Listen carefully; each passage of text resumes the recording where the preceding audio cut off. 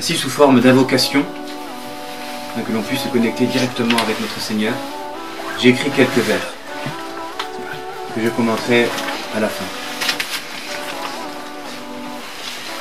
La première partie concerne la clairvoyance. Ô mon Seigneur, à la mention de ton nom, mon cœur tremble. Tu es la lumière des cieux et de la terre, et ta lumière est comparable à une niche contenant une lampe. Comment trouver l'inspiration après coup, quand ma douleur et ma tristesse m'étranglent? Je n'arrive pas à bouger mes membres.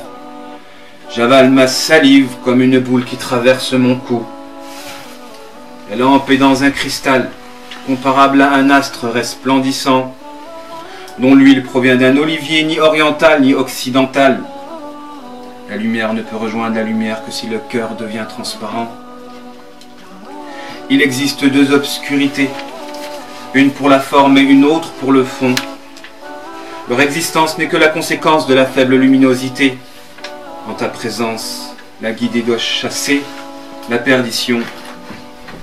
Ô toi la lumière des cieux et de la terre, fais du Coran le soleil de ma raison, comme celui qui dans le ciel éclaire la création, afin que nos âmes retrouvent avant l'heure la bonne direction. Et je te miroiterai dans ton sublime nom, en illuminant les cœurs, puisque perdus, aveuglés par l'insouciance et l'incompréhension. Allah subhanahu wa ta'ala, il est la lumière des cieux et de la terre, et sa lumière est comparable à une lampe qui se trouve dans une niche. Cette lampe est dans un cristal, allumée par un olivier qui n'est ni oriental ni occidental. Peu s'en faut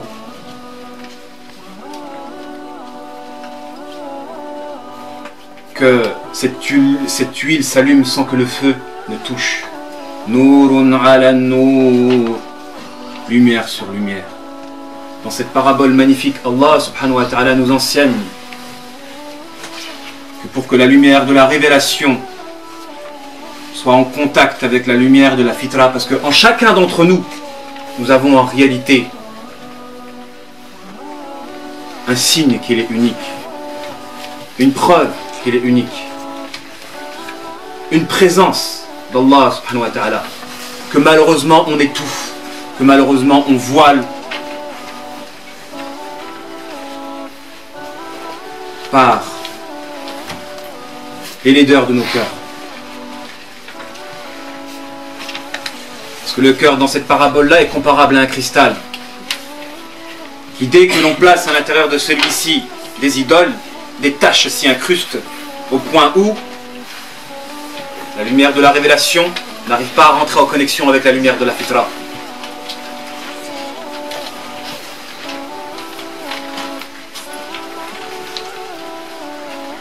Et si la lumière de la révélation arrive à rentrer en connexion avec la fitra, cela veut dire que vous devenez transparent.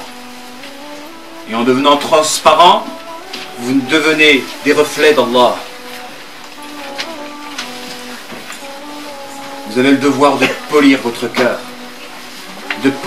cœur, jusqu'à devenir transparent, afin que la lumière divine guide vos agissements. Parce que celui qui ne purifie pas son cœur, et qui devient rempli de taches, lui n'arrivera pas à se guider, et tel un aveugle, il n'arrivera pas à dissocier la vérité de la fausseté.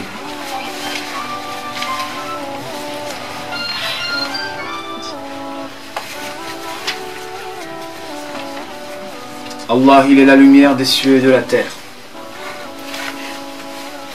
Quand nous avons besoin de lumière, c'est lui qui nous guide. Et le Coran doit être pour notre cœur ce que le soleil est pour la création. Sans le soleil, on ne peut pas distinguer les choses, on ne peut pas se guider. Et nous, à trop vouloir s'éloigner, on se perd, on devient perdu. Et on souffre justement de cette perdition quand on ne sait plus où aller. On ne sait plus où aller, on souffre justement de la perdition. Parce qu'il nous manque de la lumière. Si notre cœur était pur, alors on prendrait le Coran comme une lumière qui nous dirigerait.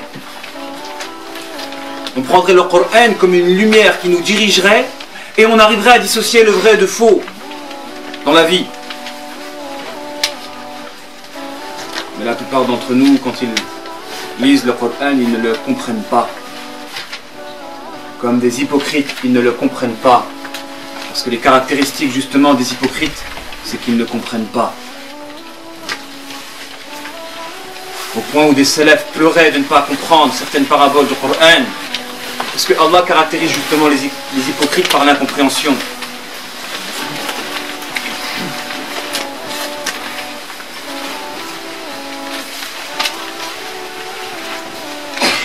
Allah, il a pour attribut d'être la lumière des cieux et de la terre.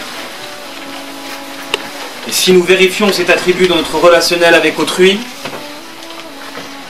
alors nous devenons des personnes qui éclairons nos prochains quand ceux-ci sont perdus.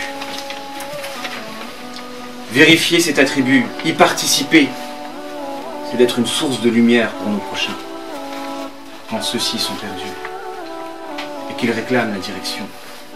Soyez des personnes qui portent un flambeau et qui éclairent ceux qui sans vous sont perdus. Participer de cet attribut, c'est éclairer autrui. Comme Allah éclaire ceux qui purifient leur cœur.